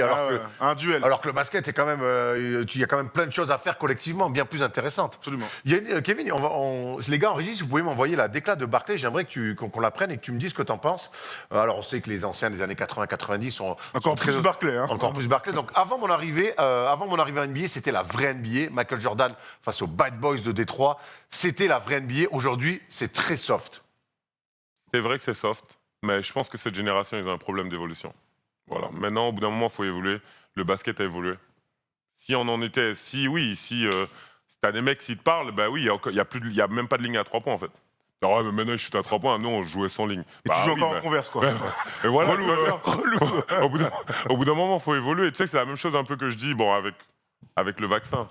Ah, En avance, les moyens sont plus les mêmes. On est en 2021, on n'est plus en 1969. Et on avance, en fait, au fur et à Ouais. mesure. Ils vont pas prendre 15 ans à faire un vaccin. C'est pas vrai, ça. Faut être honnête. Tu vas dire, maintenant, on a les moyens et puis tout le monde s'y est mis. Donc c'est la même chose. Je trouve que cette génération, ils ont du mal à avancer. À chaque fois, je les vois critiquer ou ils parlent de leur génération. Même, tu vois, sur le cas de LeBron James. Que LeBron, il pourrait pas jouer dans les... Ah, Dr. J lui a mis un bon Oui, tacle cette oui. semaine en disant qu'il ne le mettait Il est pas dans dans son une top super 2 team. parce que c'est lui qui a lancé la mode des super Alors que teams. c'est pas vrai. Un peu sévère. C'est pas Oui, vrai. c'est pas- T'as Paul Pierce avant, ils ont fait la même chose. Tous après, les c'est mecs. ce truc du voilà. vieux con qui défend Voilà. son bras. C'est ça, mais tu vois, Enfin, mais voilà, c'est- bon. c'est vraiment pour dire que. La Ligue des Champions, c'était vu en 93. Mais c'est vraiment, en fait, au bout d'un moment, c'est. Pas sûr, quand Faut pas même. être contre l'évolution, en fait. Tu vois. Mais après, C'est comme- ils défendent leur steak. Mais il y a quand même une réalité dans sa phrase, c'est que la NBA et les joueurs... Enfin, d'abord, la NBA est devenue vachement soft. On atteste, tu mets un Thomas Martin, un mec, Sean Kemp, il fait ça, Et ben aujourd'hui, il fait ça. Je pense qu'il se retrouve dans les vestiaires. Quoi. Alors que ça nous régale. Pourquoi Charles il parle des joueurs, pourquoi il parle pas des arbitres? Pourquoi il parle pas des ordres qui sont donnés de tout en haut aux arbitres pour rendre la NBA plus Parce forte? que c'est eux qui c'est eux qui font le chèque. Parce que les entraînements, c'est quand nous on s'entraîne, ça joue dur. Ça joue, hein, ça se rentre dedans. Hein. Ça va, limite, ça va à la baston. J'ai vu plusieurs bastons. Ça va à la baston. Ah, t'as vu qui? Ça m'a. Non, mais bagarre. Une petite baston, tu veux une petite baston comme ça? Ouais. J'ai vu Trevor Ariza, Jordan Crawford. Ah ouais. Pas mal. Qui a gagné? Après, ça s'est séparé, non? Jordan. Ah ouais, il est chaud. Il a mis un sacré gauche. Je pense que c'est Jordan. C'est vrai? Ah, Et genre, ça a arrêté en plein match. En l'entraînement, ça a poussé le son partout. Honnêtement, il lui a mis une gauche et après, il a commencé à parler. Il a dit voulez vous battre? Vous savez même pas vous battre. Et il a commencé, c'était un truc de ouf. J'étais derrière, honnêtement. Tu m'aurais dit des popcorn, j'aurais dit. Et les gens, ils sont quand même venus séparer vite. Tout le monde est venu séparer, oui. Ah, Mais okay. j'ai déjà vu, le plus marrant que j'ai vu, je crois, c'est Javal Magui essayer de se battre contre John Wall. Ah ouais, c'est. Et en fait, Javal s'est mis à la hauteur de John. Mais en fait, l'homme, il est spécial. Et il s'est mis. Ah oui, parce que pour les Américains, il n'y a pas de jambes. C'est vraiment de la boxe anglaise, en fait. Pour eux, c'est tout. Dès que tu fais un truc, vas-y, square up. C'est la première chose, en fait. Il n'y a pas, tu vois. Et les mecs, j'ai déjà vu ces trucs-là. Moi, j'avais rigolé. Quand j'avais vu Javal se mettre à la hauteur de John, tu vois qu'il est grand, Javal. Bah oui. J'ai dit, mais. Moi, comme ça, je regardais. Et après je sais qu'il s'est tapé contre André. Et André lui a mis une raclée. André Blatch. Ouais. Il était monté. Ma première année, c'était vraiment. On peut juste dire bravo déjà de vouloir y aller contre André Blatch. Bah, ma première année, c'était le ghetto un peu. Hein. Apparemment, ouais. Apparemment, c'était le ghetto. C'est la réputation qu'on avait, les échos qu'on avait, c'est que c'est le vestiaire des Wizards, c'était bien ghetto. Hein. Ouais, c'était ghetto. Juste, vous l'avez dit deux fois, les gars, on l'a pas pris. J'aimerais prendre la déclat de PJ Tucker qui dit il n'y a plus de vraie et pure rivalité en NBA de nos jours. Non, c'est PJ Tucker. Ah bon? Il n'existe plus ce sentiment de compétition, on les ressent. Plus de tel quel. C'est LeBron qui avait dit ça, conf de presse, hit 2013, donc tu as raison, mais je crois qu'il avait marqué PJ, autant pour moi. Donc, et c'est vrai, quelque part, les rivalités, ça explique aussi peut-être, c'est l'une des raisons pour lesquelles le basket est soft. Le seul qui accepte les rivalités, j'ai l'impression que c'est Westbrook. Lillard. Il y a Lillard aussi, ben avec Westbrook. Avec qui d'autre? En fait, Westbrook, il a ce truc détonnant vis-à-vis des autres, à parler, à faire ses trucs, nanana. Donc du coup, ça crée des rivalités. Nous, ce qu'on regrette, c'est que LeBron, le meilleur joueur de clairement sa génération, soit pote avec tout le monde. loin, ouais, il est archi pote avec tout le monde. Alors, il est comme ça, vas-y, tant mieux. Hein. Mais je croyais que c'était ça que les gens voulaient. Quand à l'époque, ils se rentraient.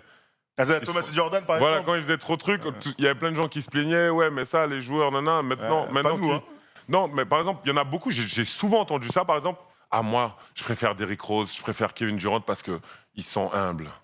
À chaque fois qu'ils marquent, genre ils ont pas, tu vois, ils font pas de voilà, ils font pas de trucs, ils font pas ou ils portent pas leur bon, voilà, ils font pas de signes. Donc du coup, automatiquement, maintenant que c'est comme ça, tout le monde se plaint.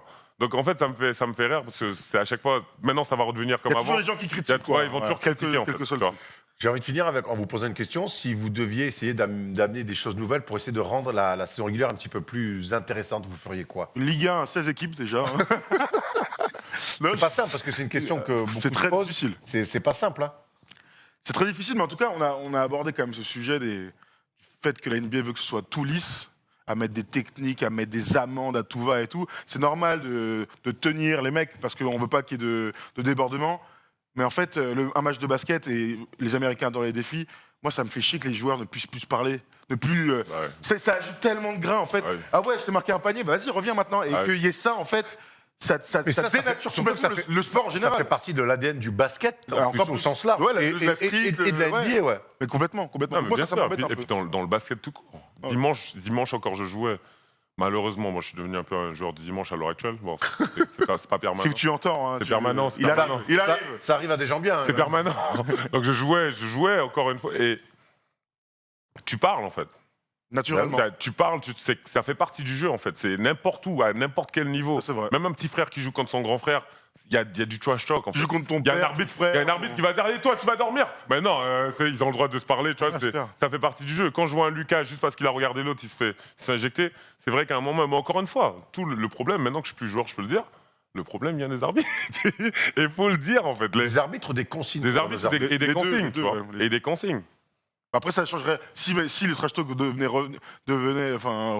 À la mode, ouais. Ouais, ça changerait pas notre désintérêt pour la saison régulière. C'est vrai. Dites-nous dans les commentaires si vous avez des idées pour essayer de rendre cette saison régulière un petit peu plus passionnante que cette saison.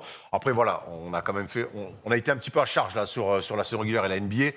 Il n'empêche que ça reste la plus belle ligue du monde et qu'on adore et qu'on ne pourrait pas. Et que dans se 3 passer- semaines, on est à fond Voilà, dans les et qu'on playoffs. pourrait pas se passer évidemment de NBA. On va passer sur un mec qui lui défend, fait une énorme saison régulière et d'ailleurs c'est très intéressant de le voir. C'est le MIP, on imagine, unanime. J'ai oublié, c'est Julius Randle. Waouh, allez, la nuit a été courte. They do have a timeout. Decide not to use it. Curry, way downtown. Bang! Bang!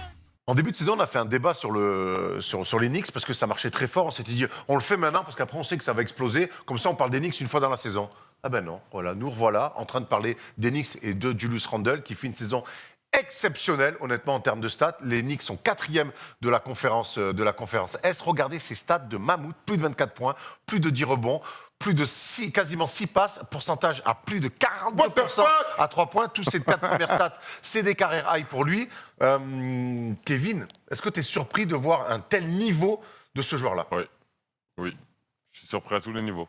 Je pensais pas que même les Knicks, quand ils l'ont récupéré, je pensais pas qu'ils s'attendaient à ça. Moi, j'ai joué contre lui plusieurs fois, que ce soit pendant la saison ou même. Bon bœuf, hein? Ouais, il est assez costaud. Après, moi Oui, c'est bon, t'as de quoi encaisser, mais. C'est mon truc. Mais en tout cas, ça a toujours été un bon joueur. Quand il arrive aux Lakers au début et avec D'Angelo, moi j'étais à Los Angeles et cet été-là, je m'entraîne à la Clippers Facility.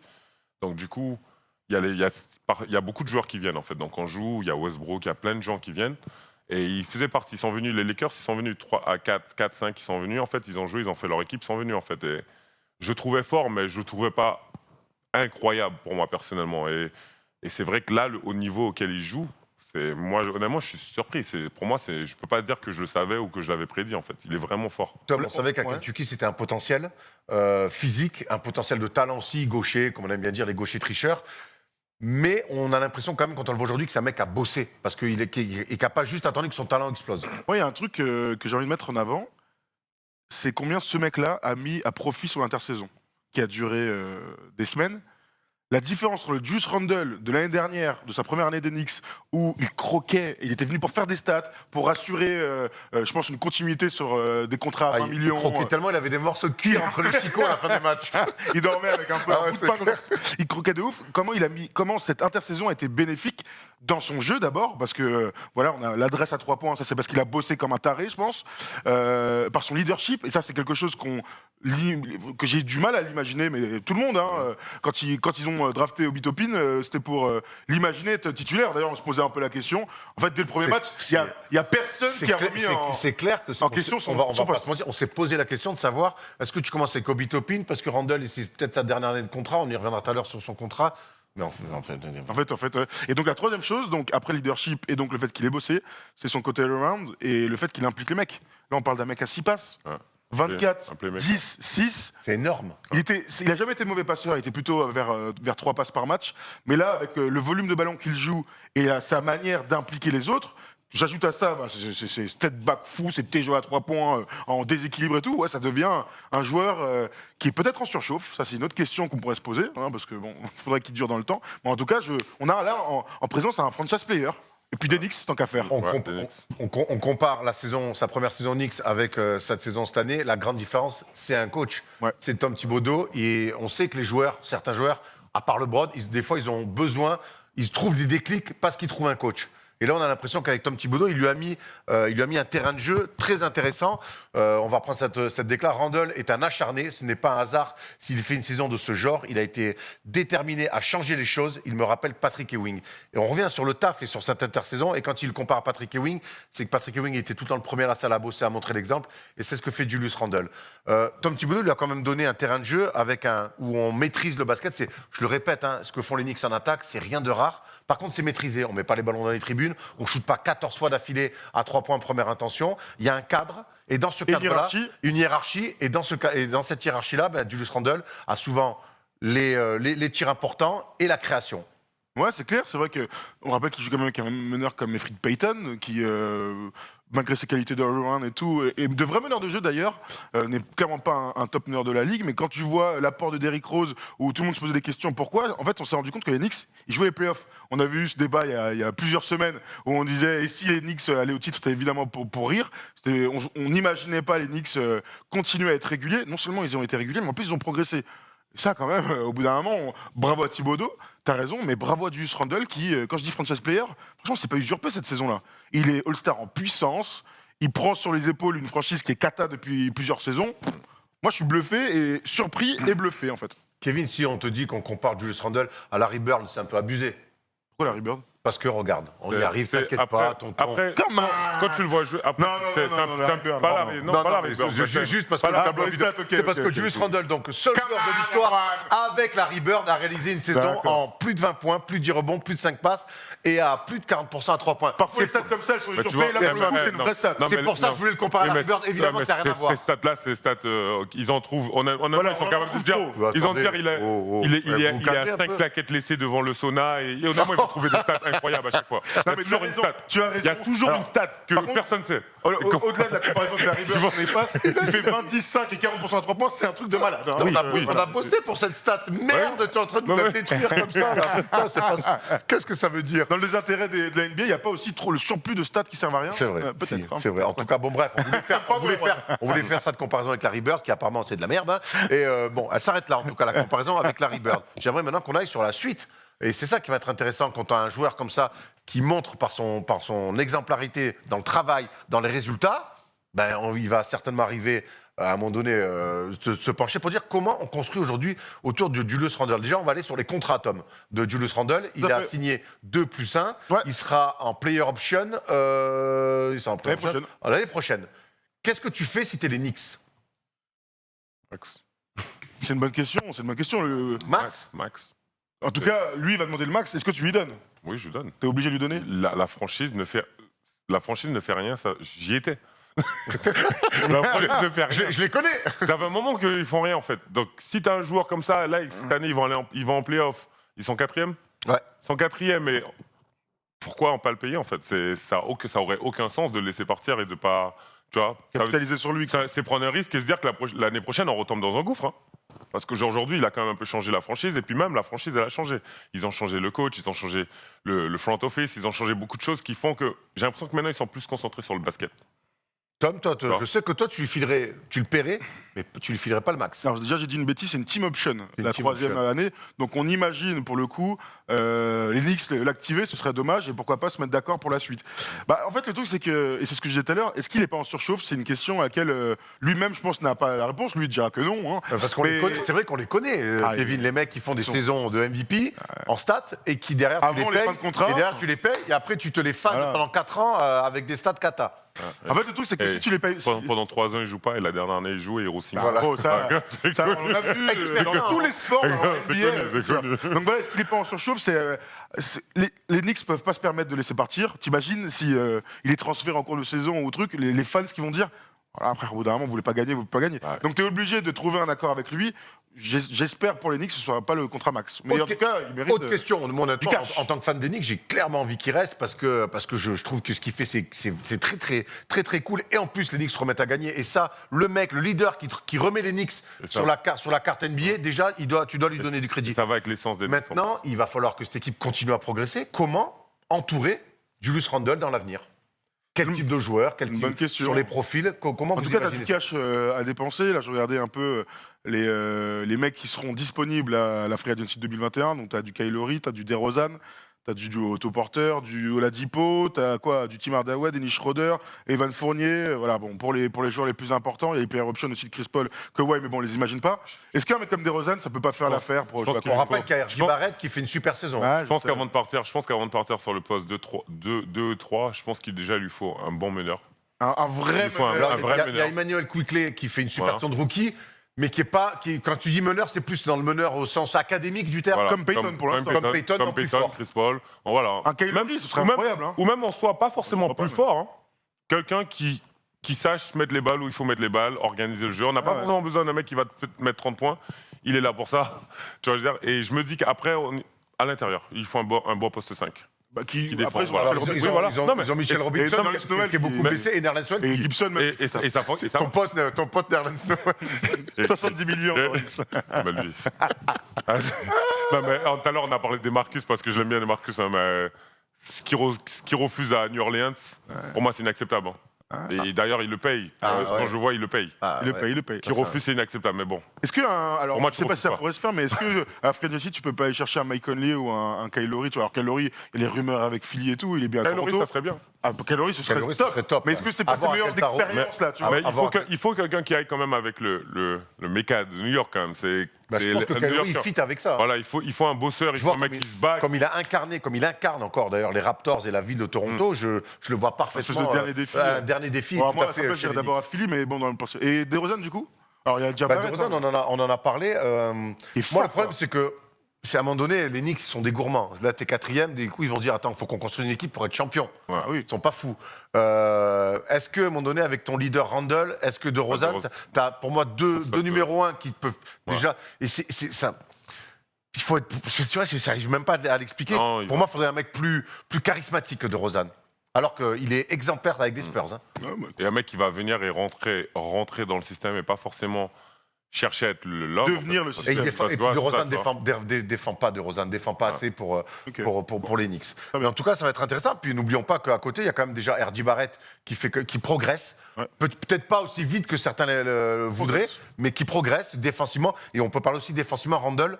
Là, on voit l'effet Thibodeau sur des changements des fois. Quand il se met à défendre sur les petits et qu'il est fort sur les appuis comme ça aussi, il fait kiffer. Je trouve qu'il a énormément progressé aussi Ah ouais. défensivement. Pour vous, dernière question, Randle, MIP unanime de cette saison? Aucun souci, oui, à l'image de Paul George quand il est devenu de bon joueur à All-Star, machin. Il y a tout le temps des noms comme ça. Il y en a un autre qui m'est sorti de la tête, je vais le retrouver d'ailleurs. Mais oui, quand tu passes de bon joueur établi en NBA, en fait, Oui. franchise player, on en est là, dans une grosse équipe. Si c'est pas lui, c'est qui? Ouais, bah, bonne question. Bonne Dites-nous question. dans les commentaires si c'est pas lui, c'est qui. Non, il faut, ouais. Mais oui, bon, je pense pas. Mais en Moi, tout cas, Julius Randle régale avec les Knicks et devrait récupérer logiquement le titre de MIP de la saison. Siakam, évidemment, par Et exemple. Siakam, voilà. En tout cas, moi, Randle, certainement MIP, mais le MVP du quiz, c'est moi en ce moment. Oh Le quiz tout de suite. Aucun. It's Lillard. He got the shot. Allez, qui dit fin d'émission, dit quiz. Et aujourd'hui, je suis content parce que j'ai Kevin et on en a parlé un peu en off. Il est très très chaud. C'est bouillant. T'as envie de te racheter, j'ai l'impression. J'ai envie. Maintenant, la réalité, je sais pas. Mais en tout cas, oui, j'ai envie. Apparemment, t'as adapté le quiz. Et, oui, c'est à deux doigts. Si je te l'envoyais, c'était peut-être aussi facile. Mais on verra. Est-ce que tu sais que t'es en présence d'une star, là, maintenant hein? Tu sais que c'est Ah la ouais nouvelle star Ah, du Twitch. oh là là là là C'est- là là là. On Les l'appelle le seuls bras montants. droit d'Alexandre Ruiz. Ah maintenant. ouais, oh là là, oh là là. Resta. Il faudrait que je me connecte. Je l'appelle Moi, Alex. je stream des fois, donc je place mon truc vite fait. Très bien, n'hésite pas. Resta et gros baiser en plus. Enfin bref. Oui. Il a des infos. On commence. Je me suis bien marré. Alors, j'ai fait des rébus. Voilà. Ah, Ça oui. fait longtemps que j'en ai pas fait. Je rigolais tout seul avec Jérémy. Et je les ai testés sur Jérémy. Normalement, ça marche bien. D'accord. N'importe On va envoyer le premier. Il faut que vous soyez bon. What? J'ai la dalle. Giannis. Michael, j'ai la balle? Non, alors c'est un cerf, vous l'aurez Euh, reconnu. Oui. Giannis. Serge, j'ai C'est la Kevin dalle. Séraphin. C'est un cerf qui a faim. Mais non. Oh, wow, oh. Ah, non. Séraphin. Oh là là. Voilà. Séraphin. Oui. J'ai la dalle. Waouh. Séraphin, what? Bon, moi, je peux arrêter le quiz ici. Ah ouais, Mais on va attends, continuer. Il en reste 5. Oh la vache. Oh là. Ça, c'est le mec de Windows 13. Bah oui, Oh là. Pedro, il s'appelle, non? Pedro. Ouais. Pedro, mais Pedro n'a aucun intérêt. Ok. Ah, ok. Et il dit Ola, quoi. Ola, Ola Oasis. Ola Juan. Ola Juan, bien Oh sûr. non, mais attends. Ola Juan. Ola. Allez, on enchaîne. Je pense que la prochaine fois, les gars, Richardson, cette Quentin. partie-là, je partirai. Quentin c'est vrai. Richardson. Voilà, Quentin Quentin Richardson, Richardson. le Quentin fils Richardson. de Richard Gasquet. Exactement. Ah Très ouais, bien. oh la vache. Oh. Oula, j'ai dit. Oh, c'est qui ça? C'est qui ces mecs-là? Gna, gna, gna. Ils sont dans un endroit. Niaf. Bargnani. Bargnani. Bargnani. Ah ouais. Oh là là. Waouh. mais- Oh, Jamais, Kevin. jamais. Mais ça, c'est quoi ça? Toi aussi, c'est quoi ça? Ouais, la prochaine fois, je pars à. Quand tu coupes, tu dis, c'est le quiz, je pars. Il en reste 2. Ah, c'est quoi cette attitude? Oh. Ah, Shintabi. Achille Tabit. Achille Tabit. T'habites. Il en reste un dernier. C'est bien que t'aies mis Vic pour la bite, que t'aies pas mis le verge veineuse. De Niska. Odeur Niska, t'as dit, c'est SCH. T'es dans le bon. J'ai dit. T'es dans le bon. Niska, Denis. Denis, SCH. Odeur. Denis Schroeder. Denis Schroeder, bravo. Oh. Bon. C'est remporté haut la main par Thomas. Denis Denis Schroeder. Schroeder. Oh, mais où sommes-nous? Bon, j'y vais, les gars. Non, Non, Rigole. Kevin, parce que c'est maintenant que je t'attends. Ah, Ah, c'est pas ce que t'as dit tout à l'heure. Il a dit. Je t'attends exactement maintenant. C'est pas le qui suis-je. On va aller sur une énumération. Vous allez devoir me donner les joueurs de la des draft. Pacers qui ont joué en 2016-2017, dernière saison de Kevin Séraphin. Kevin Séraphin. Oh commencez. my god. Oh la vache. Faut que je donne toute la liste? Non, Non, un par un. Ah, Aaron par- Brooke. Attends. Aaron Brooks. À moi donc, hein. Ouais, Paul et- George. Paul George. T'as pas intérêt à perdre, je te le dis, Kevin. Roy Hibbert. Non, il est pas Ouais, non. Non. Roy Elle Hibbert. est aux Lakers. Mais non. Aïe, aïe, Ouais, c'est non. Oh, c'est bien. vachement- Il était même pas. T'as t'as le droit à une bavure parce que t'as Vas-y. gagné Il celui-là. était même ok. pas dans la ligue en plus. Je suis même pas sûr à ce moment. bon était- Il y en a ouais. 16 en tout. Il y a Al Attends, Jefferson. Attends, Eh, Attends, t'as dit? Il a dit, c'est Non, à mais moi j'ai de une la bavure. il Ah est oui, pas dur, ah il s'est oui, trompé. oui, J'ai un Al Jefferson. Ah ouais. Allez. Attends. Je vous Oh, a- si tu m'as eu là. Il est là. Ok. Numéro 7, oui. À toi. Oui, je sais qu'il est là. C'est sûr qu'il est là. Attends, Ellis. Monta Ellis. Ah ouais, c'est CJ Miles. CJ Miles, bien sûr. Ah ouais. J'ai aucun souvenir de cette équipe, elle m'a pas beaucoup marqué, je vais pas vous mentir. me fait pas plaisir ce que tu dis. C'est pour ça que je te le dis. Ah, il, savais reste, que j'aurais il pu reste- partir. il reste des vrais Attends, gars. c'est Paul George avant le transfert. Il Il a reste des gars qui sont restés après quand même chez les Pacers. Les mecs, ils sont restés après Mais- George Hill. Non, pas George Hill. Tant J'ai fait des erreurs. Moi, je connais toute l'équipe, donc Ouais. j'aurais pas de. Vas-y. Tu vas pas perdre. De quoi? Ok, vas-y à toi. Jeff Teague. Jeff Teague. Ah, Jeff Teague. Tyler Hansbrough. Non. Wow. Non. Bon, écoute, Il y a qui je d'autre Vas-y, aussi fais-nous vais là. faire. Raken Christmas. Ouais, Ah ouais, j'ai- Robinson. ouais. C'est quel Robinson Glenn. De Third. Glenn Robinson. Ah ouais, bien sûr. George. De Utah, qui joue à Utah. Ouais. George Niang. Ouais, George. Ah oui, Young, c'est Non. vrai. Ouais. Stucky. Ouais, Rodney Rodney Stucky. Stucky. On avait qui dans le vestiaire? Taddy CJ, Paul George, Voilà. Jeff, Je me souviens de cette équipe. Aaron Brooke. Elle Ouais, était j'étais rincée. là. On avait celui, comment il s'appelle? Ah, le poste 4. Il jouait à Philly aussi. Thaddeus Young. Non, Taddy Young était Thaddeus là, Young, mais il y avait un autre aussi, genre un peu dans le même style que moi, un peu plus nounours. Oui, oui, Ah, oui, mais oui, qui oui. La c'est, Voyalène La Voyalène. La Voyalène. La Voyalène. On avait Lavoy, Il y avait aussi Mike Turner. Miles Turner. Et je pense qu'on les a quasiment tous on fait. a, hein. on a, Pas mal. ouais, on a- Ouais, on a bah tout bravo. le monde. Bon, Ah. si tu le prenais pas, j'étais un peu déçu, je te cache pas. Mais félicitations, on peut finir avec le qui suis. Allez, vas-y. Qui suis-je qui a été envoyé par mon ami Jeg sur Instagram, qui nous régale dernièrement. Je suis né le 9 août 1977 à Portland, Oregon.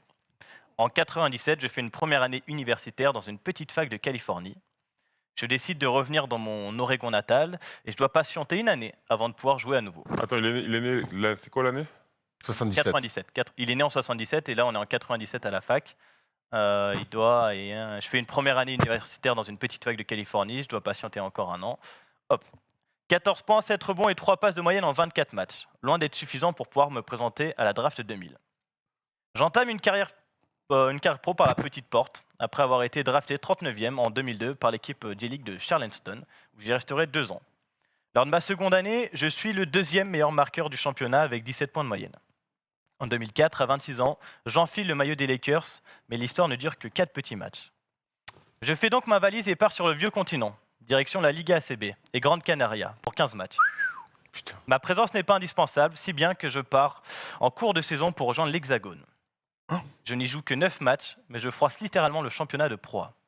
24 Pro A points Ouais, il a dit pro, dans l'Hexagone, il a dit. Hein. de Pro A, ouais. Ouais. 24 points, 8 rebonds, 5 passes de moyenne, avec des évaluations hallucinantes comme un plus 44 contre Lasvel. Je vous dis pas où il jouait. Ok. Avec ce coup Mike d'éclat... James. Non, c'est pas Mike James, non, Rose c'est. Bowen. Non. Avec ce coup d'éclat, je retente ma chance aux États-Unis. Je vois Et je suis Nancy. de nouveau drafté en J-League, mais cette fois en 3e position. Je joue à Toronto, là. Je suis encore le meilleur marqueur et attire l'attention des Knicks, qui m'engagent pour les 8 derniers matchs laborieux de la saison 2006. C'est récent, ça. 2010? 2006. 2006? En Et je suis le dernier joueur invité au training camp des Portland Trail Blazers pour la saison 2006-2007. Lawrence Vanderburg. toujours pas. J'impressionne le coaching staff pour mes qualités défensives et je me fais une vraie place dans l'effectif. Faut dire que j'ai gagné en expérience puisque je rentre tout juste des championnats du monde FIBA 2006. J'ai le droit à un appel. Oui, vas-y. L'appel à un ami ou... Non, Un peu plus tard, hein, je galérais vraiment. Polo en régie va péter les plombs sinon. Puis je rentre tout juste des championnats du monde de FIBA 2006 pour le compte d'une équipe africaine dans laquelle j'ai été le meilleur marqueur. c'est qui ça? En effet, j'ai la double nationalité par mon père. Ainsi, après avoir joué que 12 matchs NBA en 3 ans, je suis directement propulsé dans le 5 départ des Blazers. J'y joue en moyenne 28 minutes pour 8 points, 4 rebonds, Attends, mais Udoka? 1 de steal. Udoka, oui, Udoka,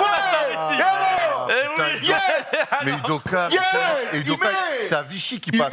Il passe à Vichy. C'est à Vichy Il qui passe passe. exactement à Vichy. Bien sûr, Nigérian et tout, bravo. Et les Knicks, Udoka. Portland, les Moi, je Spurs, dis- les Kings.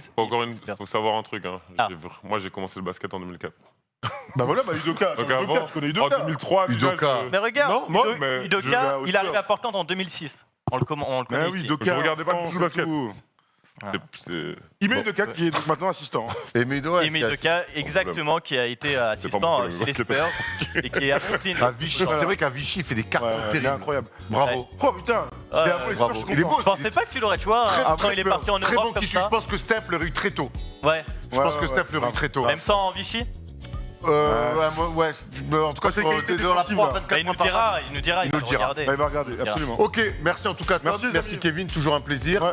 Merci plaisir Tom. de Ah, samedi, Erwan, hein ça y est, on se retrouve Oh la samedi 22h30, enfin un peu avant sur le stream si vous voulez parler foot avec Alex Ruiz ou parler Omnisport avec nous. Mais pour la NBA, c'est 22h30, minuit et demi. Vous pouvez nous appeler via Discord, vous connaissez, on l'a déjà fait. On va se régaler. 2 heures. Allez, on peut peut-être mordre un petit peu plus. 2 heures, 2 heures et demie de NBA pour discuter avec vous. Et je veux qu'on se pose la question, est-ce que Portland doit se séparer de CJ McCollum? Pour faire écho à ton édito. Tu nous appelleras pour nous dire?